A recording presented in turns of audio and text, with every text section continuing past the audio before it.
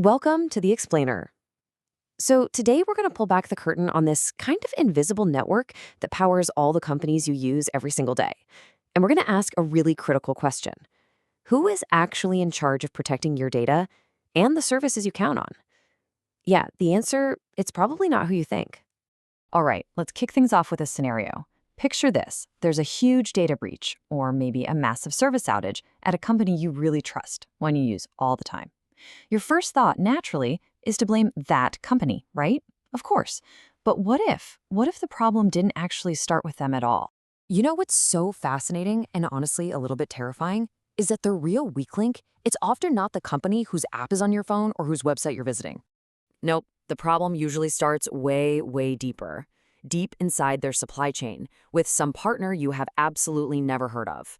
It's this huge interconnected ecosystem that, for most of us, is completely invisible. So, what are these partners called? Well, the official term is third-party providers. And believe me, modern companies rely on them for literally everything. We're talking cloud hosting, data analytics, parts for manufacturing, even the customer service reps you talk to. They're really, truly the backbone of the entire modern economy.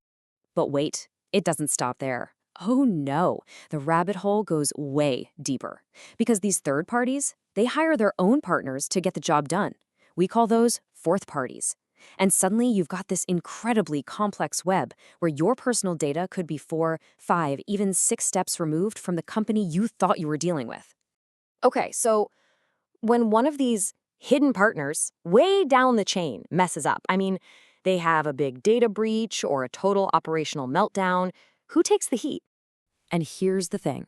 The reality is just brutally clear. You can outsource the work, sure, but you can never, ever outsource the risk. You can't outsource the blame. When stuff goes sideways, everyone, the public, the regulators, they're all looking straight at that big brand name they recognize, the company right at the top.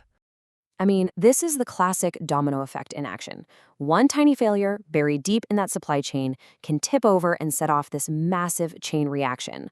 We're talking catastrophic consequences for the main company. Everything from a PR nightmare and massive fines to their entire operation just grinding to a halt. Okay, that sounds incredibly risky, right? So how do smart companies even begin to get a handle on this hidden network? Well, they don't just cross their fingers and hope for the best. Nope. They follow a really disciplined playbook. And really, it all boils down to 3 core pillars. You need a guiding framework, a super clear risk appetite, and a rock-solid governance structure. So let's break down what those actually mean, and we'll start with this idea of risk appetite. Okay, risk appetite. It sounds kind of technical, I know, but it's actually a super practical idea. Here's a perfect example.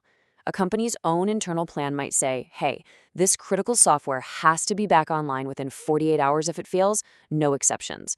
But then you look at the contract they sign with their software vendor, and it makes no promise like that at all. See that? That gap? Right there, between what the company needs and what their partner actually guarantees. That is the risk. And deciding just how big of a gap you're okay with, that's defining your risk appetite. It's all about making a conscious choice about the level of risk you're willing to accept. All right, next up is governance. And really, this is just about making sure someone is actually accountable. Plain and simple.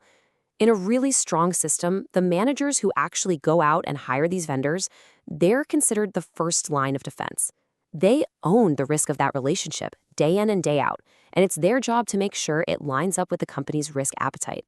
But, having a playbook is one thing. Following it is another. How does a huge company with maybe hundreds or even thousands of these partnerships know if people are actually following the rules? How do they check for those dangerous gaps we were just talking about?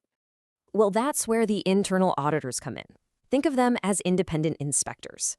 Their whole job is to ask the really tough questions, like, hey, do we even have a complete list of all our partners? Or do our contracts give us the legal right to go in and check up on them? They're basically testing if the system is a real living thing, or if it's just some policy document gathering dust on a shelf. Okay, I know what you might be thinking. This all sounds like a bunch of corporate, back office stuff, right?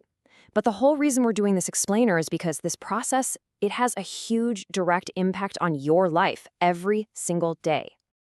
Think about it. Every time you tap a button in an app, every time you buy something online, every time you share your personal info, you're not just trusting that one company you see on the screen. You're placing your trust in their entire hidden network of third and fourth party partners. Their hard work is what's protecting you. So here's the bottom line. The world runs on these incredibly complex supply chains. And just understanding that this hidden network even exists and that managing all its risks is a massive, massive challenge, it makes you a way smarter, more informed consumer. It helps you ask better questions about the companies you choose to trust. And it leaves you with one really important question. Who are they trusting on your behalf?